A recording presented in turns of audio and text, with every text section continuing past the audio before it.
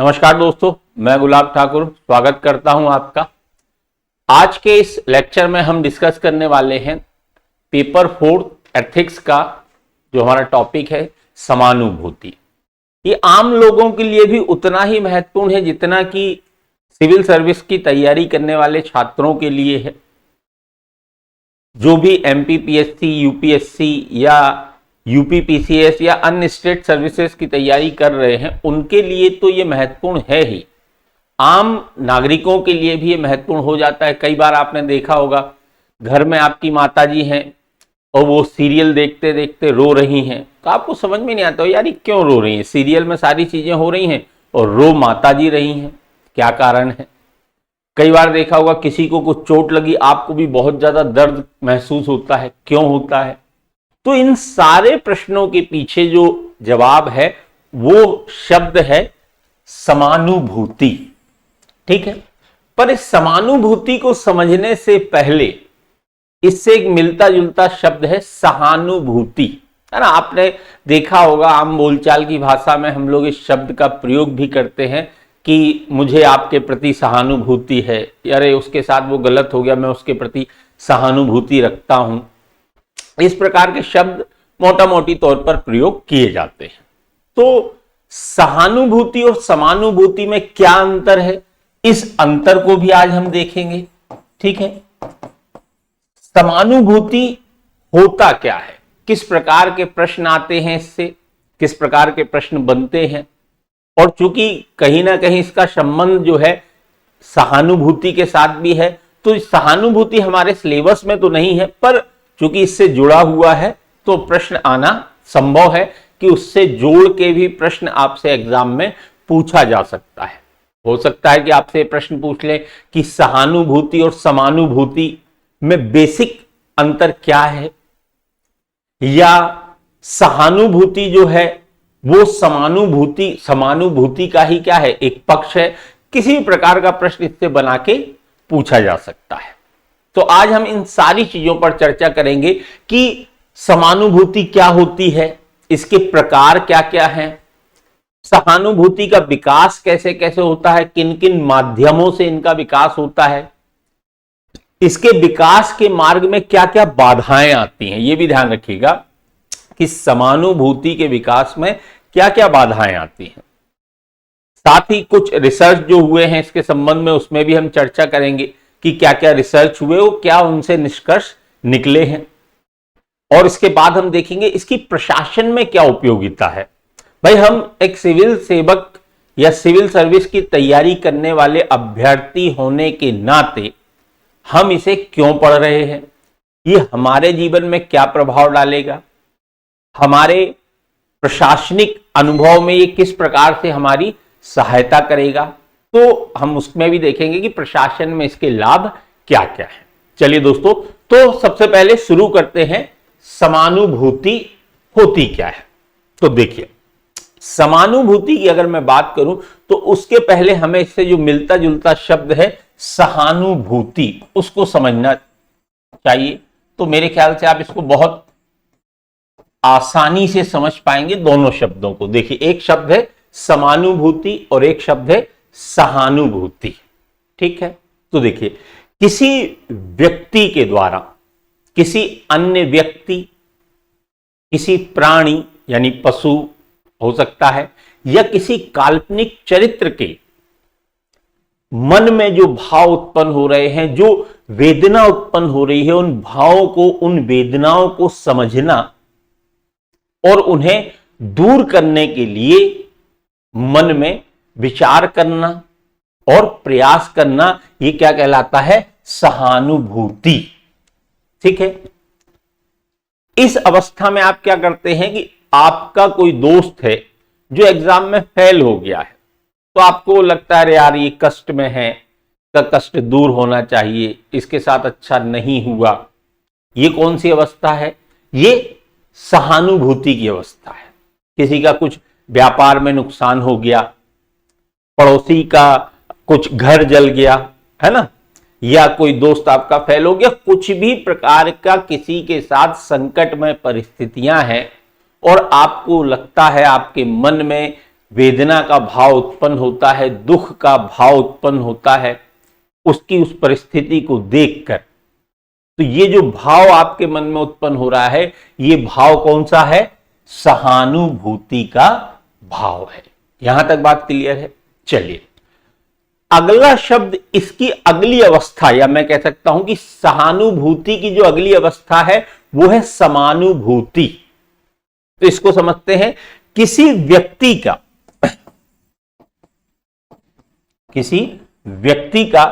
किसी अन्य व्यक्ति के प्रति या किसी प्राणी के प्रति, प्राणी में कोई भी हो सकता है, जानवर हो सकता है ना, गाय, बछड़ा, कुत्ता, बिल्ली, चूहा, है ना, कुछ भी हो सकता है। तो किसी व्यक्ति का किसी अन्य व्यक्ति, किसी प्राणी या फिर किसी काल्पनिक चरित्र,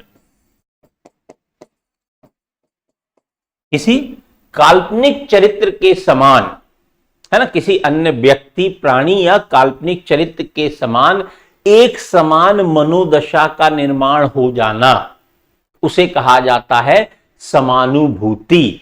यानी जब व्यक्ति का स्व यानी खुद का और पर यानी दूसरे का, स्व और पर का भेद एकदम समाप्त हो जाता है। वो स्वयं को उसी अवस्था में महसूस करता है जिस अवस्था में दूसरा व्यक्ति, दूसरा कोई व्यक्ति, दूसरा कोई प्राणी या दूसरा कोई काल्पनिक चरित्र जिस अवस्था में जो चीज महसूस कर रहा है वही चीज आप भी महसूस कर रहे होते हैं। जितना दुख दूसरे व्यक्ति को हो रहा है, दूसरे व्यक्ति को या प्राणी को या काल्पनिक चरित्र को जो दुख हो रहा है, जिस स्तर पर दुख हो रहा है, उस दुख को उसी स्तर पर महसूस करना क्या कहलाता है? समानुभूति की अवस्था कहलाता है।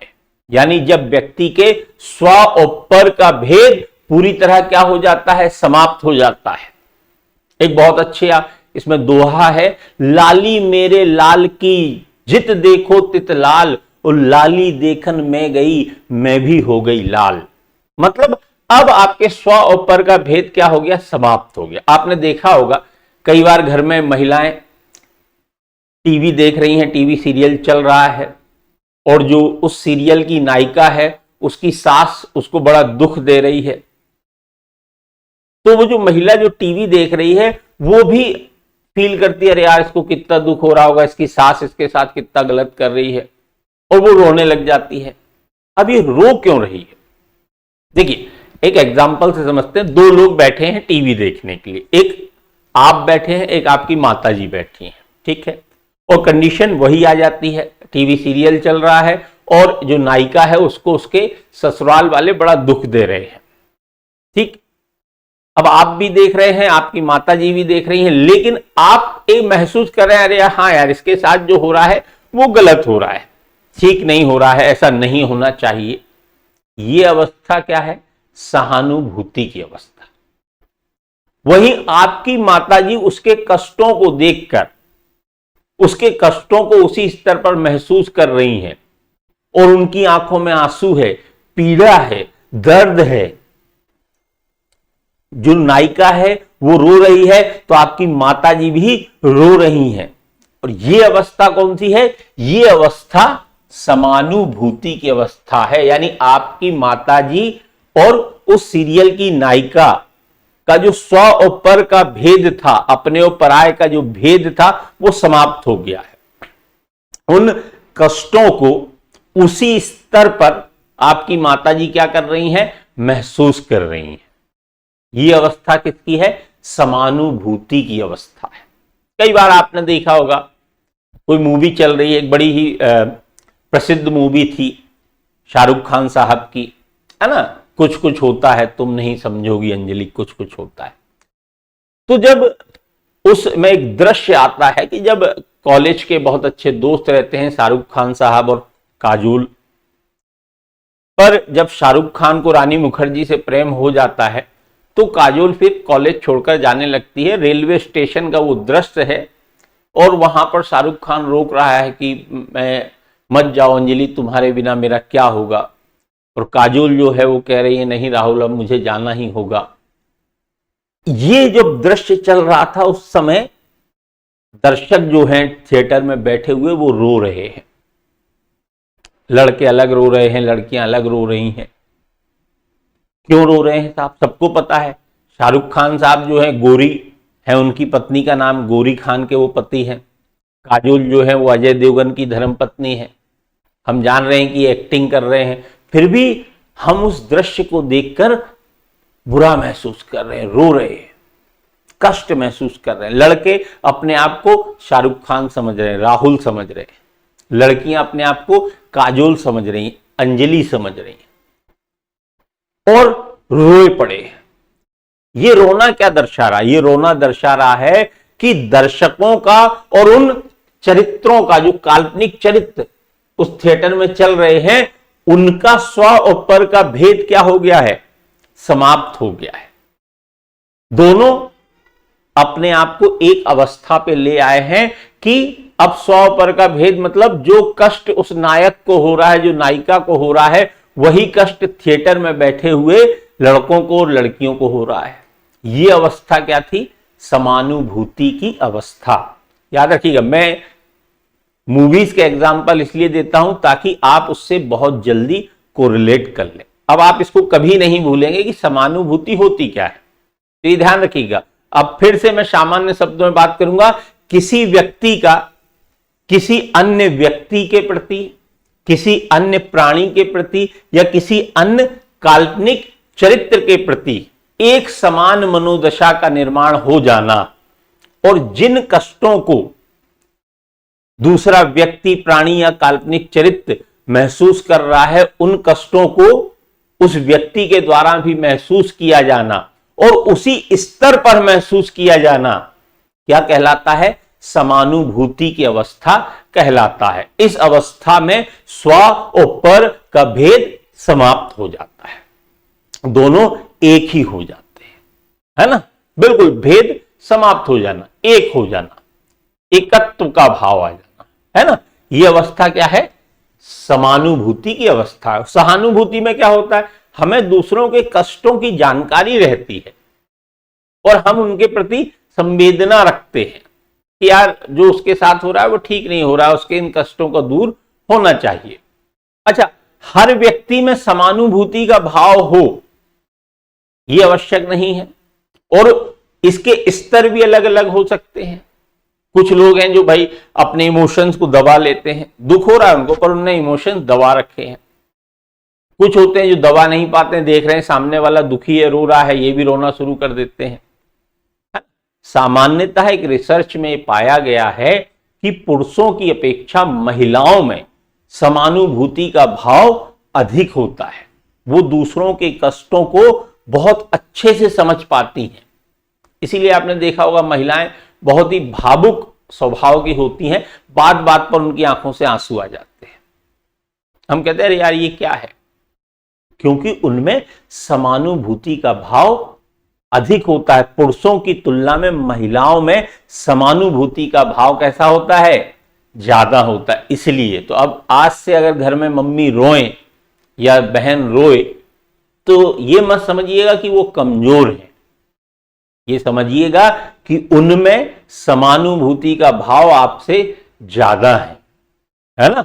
ये रिसर्च में क्या हुआ है? निष्कर्ष निकला है। ठीक है, चलिए तो आगे बढ़ते हैं। तो हमने यहां समझा कि समानुभूति होती क्या है। ठीक है, देखेंगे समानुभूति के प्रकार क्या क्या है।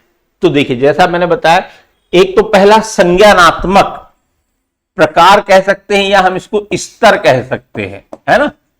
पहले इसको मैं साफ कर लेता हूं।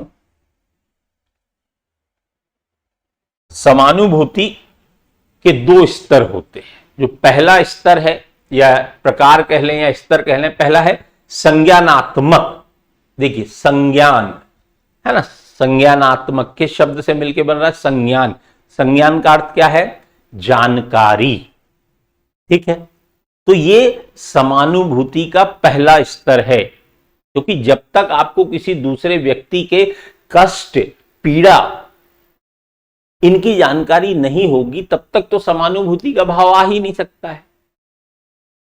मैं कहूं कि मेरे गांव में एक व्यक्ति है, बड़ा गरीब है और वो एक एक दाने दाने के लिए मोहताज है। अब जब आपको उसके बारे में जानकारी ही नहीं है, आप उसको जानते ही नहीं हैं, तो क्या आपकी जो मानसिक अवस्था है या आपके जो भाव हैं, क्या उसके समान भाव निर्मित हो सकते हैं? नहीं हो सकते, है ना। तो ये पहला स्तर है संज्ञान, यानी जानकारी का स्तर। जब आपको किसी दूसरे व्यक्ति, प्राणी या काल्पनिक चरित्र के कष्टों के बारे में क्या होती है, जानकारी होती है, संज्ञान आता है ना। तो ये क्या, केवल संवेदना यहां आप व्यक्त करते हैं, दूसरे के लिए संवेदना, और यही अवस्था क्या कहलाती है, सहानुभूति की अवस्था। शब्द पे ध्यान दीजिएगा, सहानुभूति, समानुभूति नहीं, सहानुभूति, ठीक है। इस अवस्था में आपको किसी दूसरे व्यक्ति, प्राणी या काल्पनिक चरित्र के कष्ट की जानकारी होती है और आपके मन में भाव उत्पन्न होता है, यार उसके इन कष्टों को दूर किया जाना चाहिए। महात्मा बुद्ध, महावीर, जितने भी विचारक हुए हैं, इन सभी का यह कहना है कि इस दुनिया में जितने भी कल्याणकारी कार्य हुए हैं, उनके मूल में एक विचार था, वो था सहानुभूति। क्योंकि जब तक आपको किसी के प्रति सहानुभूति नहीं होगी, तब तक आप किसी दूसरे व्यक्ति के कष्टों को दूर करने के लिए प्रयास नहीं करेंगे।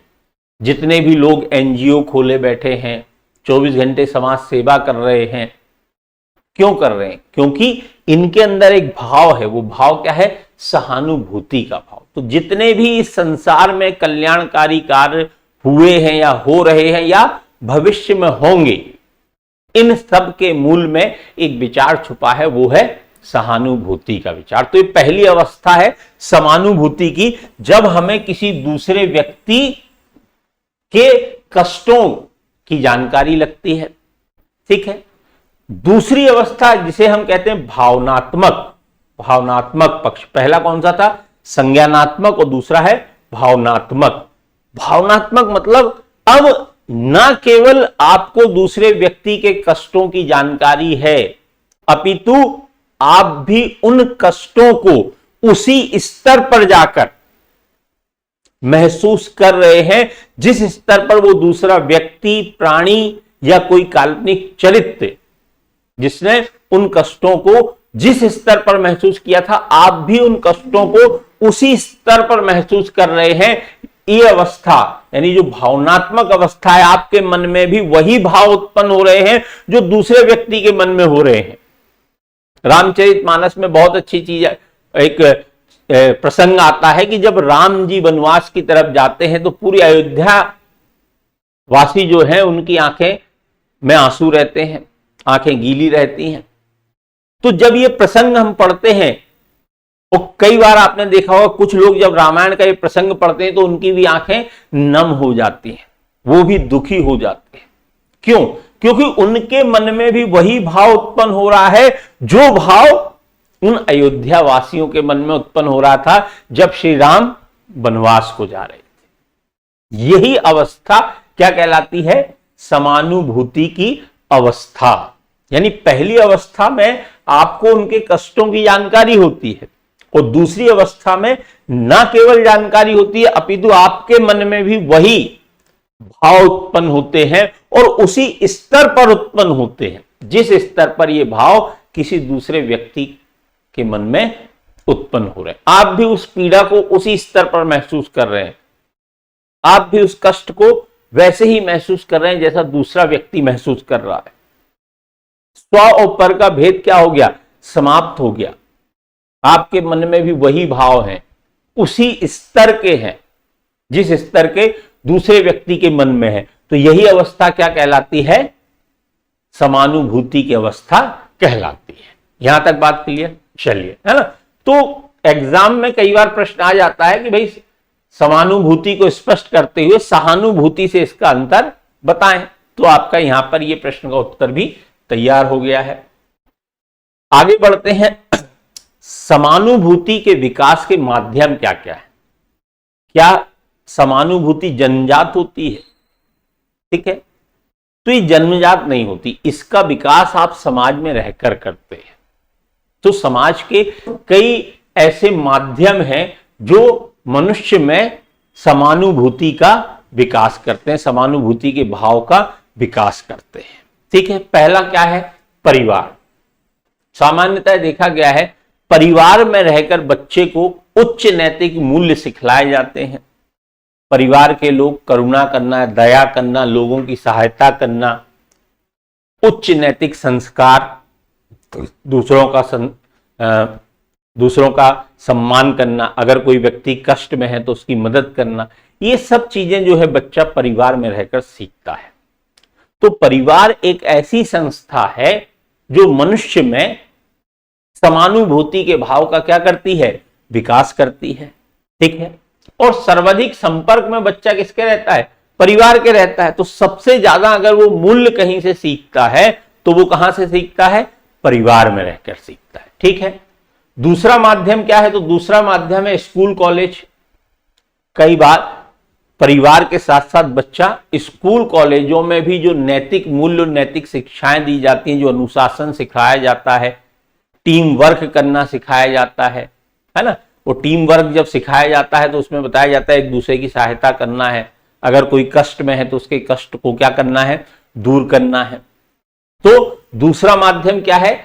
स्कूल और कॉलेज। ये दूसरी संस्था है समानुभूति के विकास की दूसरी संस्था क्या है? स्कूल और कॉलेज, ठीक है? तीसरा धार्मिक शिक्षाएं। तो किसी भी धर्म में जो धार्मिक शिक्षाएं दी जाती हैं, चाहे वो हिंदुओं में हो, मुस्लिम में हो, ईसाई में हो, सिख में हो, पारसी में हो, किसी भी धर्म में हो, जो भी धार्मिक शिक्षाएं दी जाती हैं उन धार्मिक शिक्षाओं में करुणा, दया, सहायता, ये सारी चीजों के भाव रहते हैं। और इन शिक्षाओं के माध्यम से ही व्यक्ति में समानुभूति के भाव का क्या होता है? विकास होता है। तो जो धर्म ग्रंथ हैं, जो धार्मिक शिक्षाएं हैं, है ना, जब आप कोई धर्म ग्रंथ पढ़ते हैं या सुनते हैं तो आपको उसमें विभिन्न चीजें सीखने को मिलती हैं। उन चीजों के माध्यम से व्यक्ति में समानुभूति के भाव का क्या होता है? विकास होता है।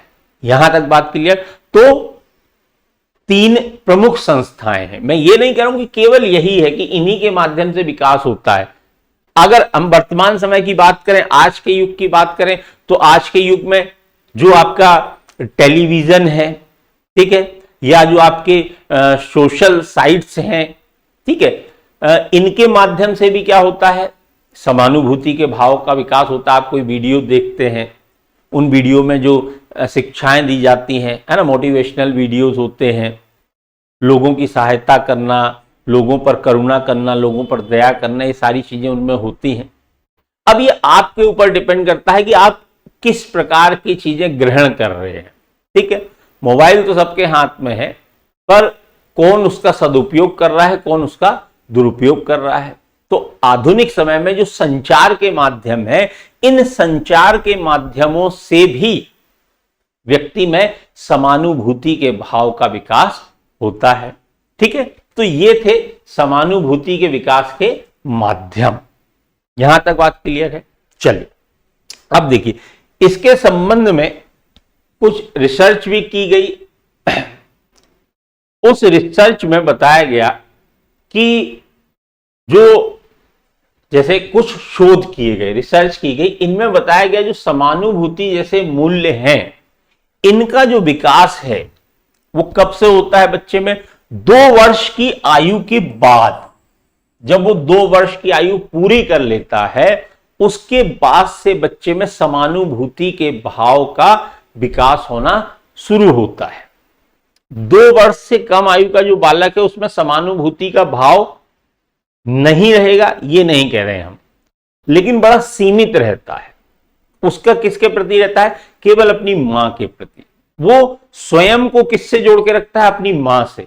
आप देखिए 2 वर्ष से जो छोटा बच्चा है, आप उसकी मां को ऐसा मारने का नाटक कीजिए, उसको कष्ट होगा, वो रोने लगेगा।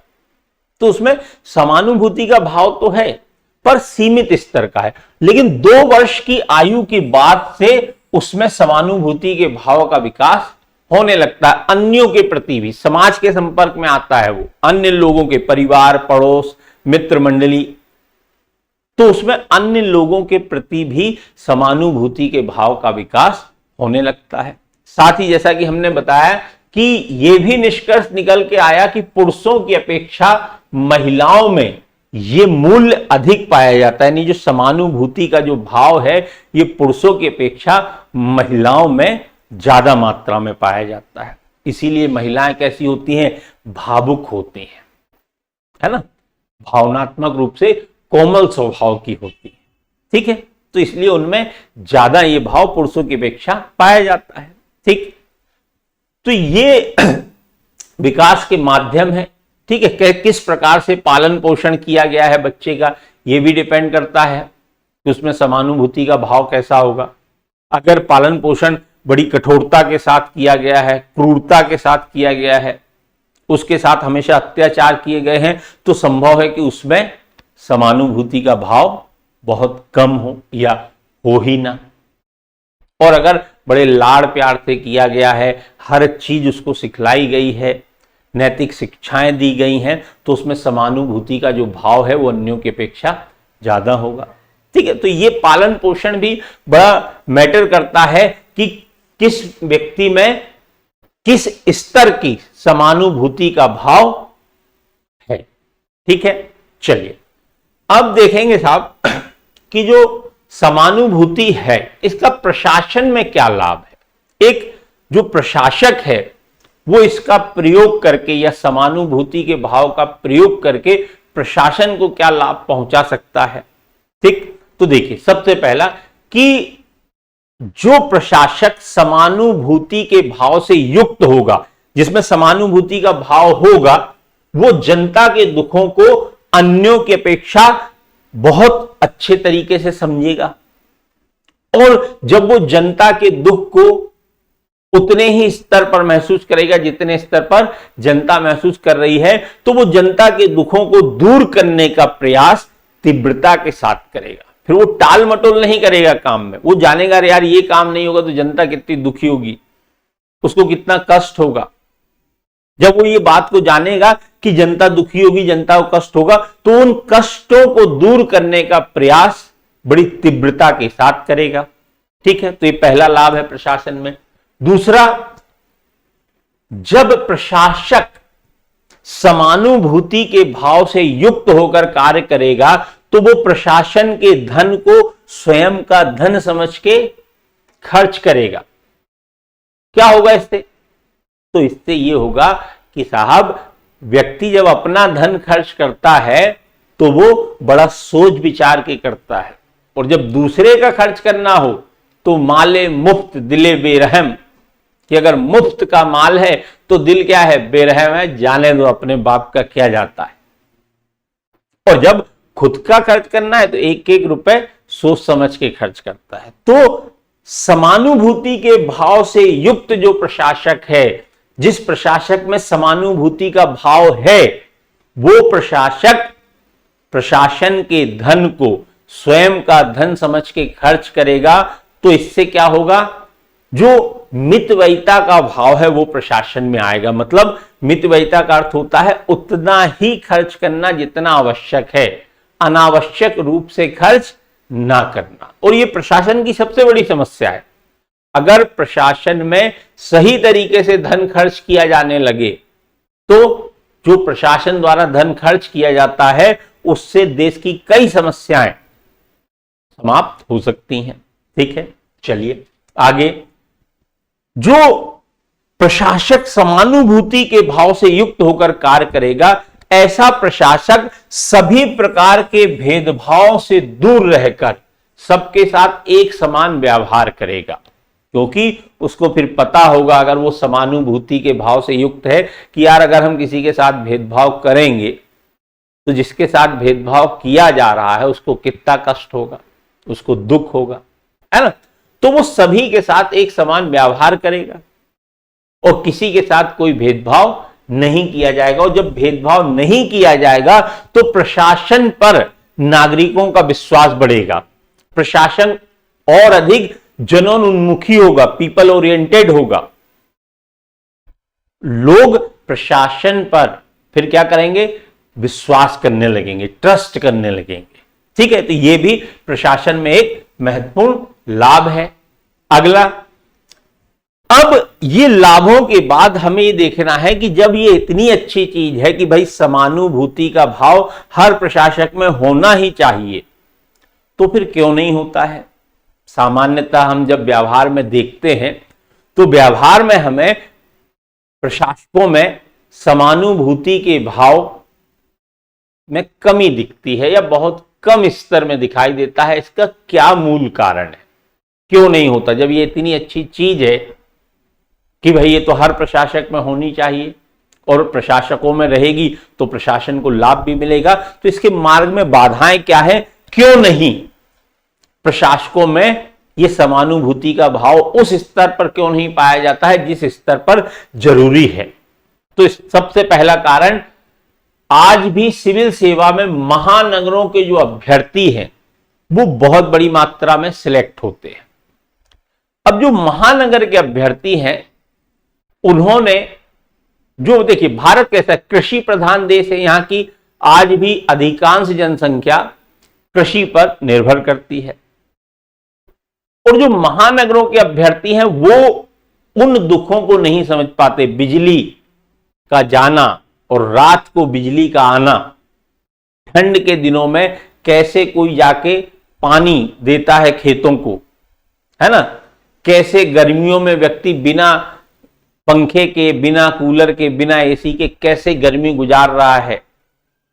ये जो बेसिक समस्याएं हैं ये महानगरों के अभ्यर्थियों को इनकी जानकारी नहीं होती है, क्योंकि कहा जाता है ना कि जूता पहनने वाला ही जानता है कि जूता कहां काट रहा है।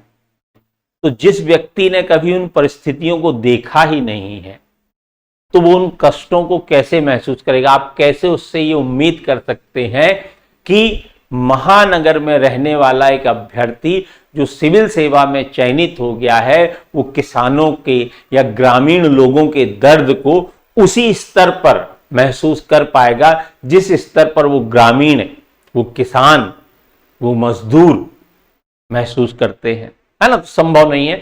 तो ये सबसे बड़ी बाधा है कि आज भी सिविल सेवा में महानगरों के जो अभ्यर्थी सिलेक्ट होते हैं, उन महानगरों के अभ्यर्थियों की पृष्ठभूमि अलग होती है, जिसके कारण इनमें समानुभूति के भाव का विकास नहीं हो पाता है। ठीक है, दूसरा जो कारण है कि आज भी सिविल सेवा में जो प्रशिक्षण दिया जाता है, ये प्रशिक्षण देने का तरीका आज भी अंग्रेजों के जमाने का ही है। चाहे हमारे यहाँ चयन का तरीका हो, चाहे प्रशिक्षण का तरीका हो, चाहे पदोन्नति का तरीका हो, आज भी कहीं ना कहीं अंग्रेजों की ही देन है, उसी प्रकार से हो रहा है। तो प्रशिक्षण में हम कार्य कैसे करना है उस पर जोर देते हैं। अगर आप डिप्टी कलेक्टर बन गए तो आपको भू राजस्व संहिता पढ़ाई जाती है, अगर आप डीएसपी बने हैं तो आपको पुलिस एक्ट पढ़ाया जाता है, भारतीय साक्ष्य अधिनियम पढ़ाए जाते हैं। पर कहीं भी आपके अंदर समानुभूति के भाव का विकास कैसे हो, कैसे आपके अंदर समानुभूति का भाव और अधिक मात्रा में बढ़े, इस सब का प्रशिक्षण नहीं दिया जाता है। इन मूल्यों की क्या की जाती है, प्रशिक्षण में उपेक्षा की जाती है, जिसके कारण जो अभ्यर्थी हैं उन अभ्यर्थियों में समानुभूति के भाव में कमी देखने को मिलती है। ये ध्यान रखिए, बढ़ना ऐसा नहीं है कि जो महानगरों के अभ्यर्थी सिलेक्ट हुए हैं, अगर इन्हें उचित प्रशिक्षण दिया जाएगा, उन परिस्थितियों के बीच में उन्हें ले जाया जाए, उन्हें बतलाया जाए कि देखो यार ये चीजें, जब लाइट नहीं होती, जब पानी नहीं होता है, बेमौसम बरसात होती है, ओले गिरते हैं तो किसानों को कितना कष्ट होता है, मजदूर किन परिस्थितियों में अपना जीवन यापन कर रहे हैं, जब उन्हें बताया जाएगा, सिखाया जाएगा तो उनमें भी डेवलप हो जाएगा, है ना। लेकिन इस प्रकार का प्रशिक्षण अभी हमारे यहां नहीं दिया जाता है, जिसके कारण प्रशासकों में हम समानुभूति के भाव में कमी देखते हैं। ठीक है, साथ ही प्रशासन में आज भी वंचित वर्गों का प्रतिनिधित्व क्या है, कम है। जो गरीब लोग हैं, मजदूर लोग हैं, जिनके पास पैसा नहीं है, जो बड़े शहरों में आके तैयारी कर सकें, तो ऐसे लोग सिविल सेवा में चयनित नहीं हो पाते हैं। जब चयनित ही नहीं हो पाते हैं तो फिर उनमें इस प्रकार के भाव नहीं आ पाते हैं, क्योंकि चयनित कौन हो रहे हैं? जो बड़े परिवार के लोग हैं, जिन्होंने कभी उन कष्टों को देखा ही नहीं। जब देखा ही नहीं तो उनमें आप सोचेंगे समानुभूति के भाव हो उस स्तर पर, यह संभव नहीं हो पाता। ठीक है। और लास्ट, वर्तमान में बढ़ रही उपभोक्तावादी संस्कृति। अब ये उपभोक्तावादी संस्कृति व्यक्ति को क्या सिखाती है? स्वाहित, दूसरे से मतलब नहीं, दूसरा भाड़ में जाए, अपना हित देखो, दूसरा क्या कष्ट महसूस कर रहा है, उसे क्या वेदना हो रही है, उनसे कोई मतलब नहीं होता। और आज का जो उपभोक्तावादी युग है, ये जो उपभोक्तावादी संस्कृति है, ये व्यक्तिवाद को बढ़ावा दे रही है, सामाजिक मूल्यों की उपेक्षा हो रही है। जब व्यक्तिवाद बढ़ता है और सामाजिक मूल्यों की उपेक्षा होती है तो सहयोग का भाव, करुणा का भाव, दया का भाव, ये मनुष्य के मन में रहता ही नहीं है। और जब तक ये भाव नहीं रहेंगे तब तक किसी व्यक्ति में आप सोचें कि समानुभूति का भाव हो, वो संभव नहीं है। ध्यान रखिएगा। तो ये कुछ बाधाएं हैं जो किसके मार्ग में? समानुभूति के मार्ग में बाधाएं हैं कि प्रशासकों में समानुभूति का भाव क्यों नहीं रहता है। तो दोस्तों, आज के लिए इतना है। जो पिछले वर्षों के प्रश्न आए हैं इस टॉपिक से, उन प्रश्नों को आप हल करने का प्रयास कीजिए। और कमेंट बॉक्स में अगर आपको कोई डाउट्स है तो आप कमेंट भी कर सकते हैं, मैं वहीं पर आपका उत्तर भी दूंगा। और अगले वीडियोज में बताऊंगा कि किस प्रकार से इस टॉपिक से जो प्रश्न अभी तक आए हैं उनका आंसर कैसे लिखना है, ताकि हम अधिक से अधिक क्या कर सके, अंक प्राप्त कर सके। तो आज के लिए इतना ही। धन्यवाद। आशा करता हूं आप सब स्वस्थ होंगे, मस्त होंगे। धन्यवाद।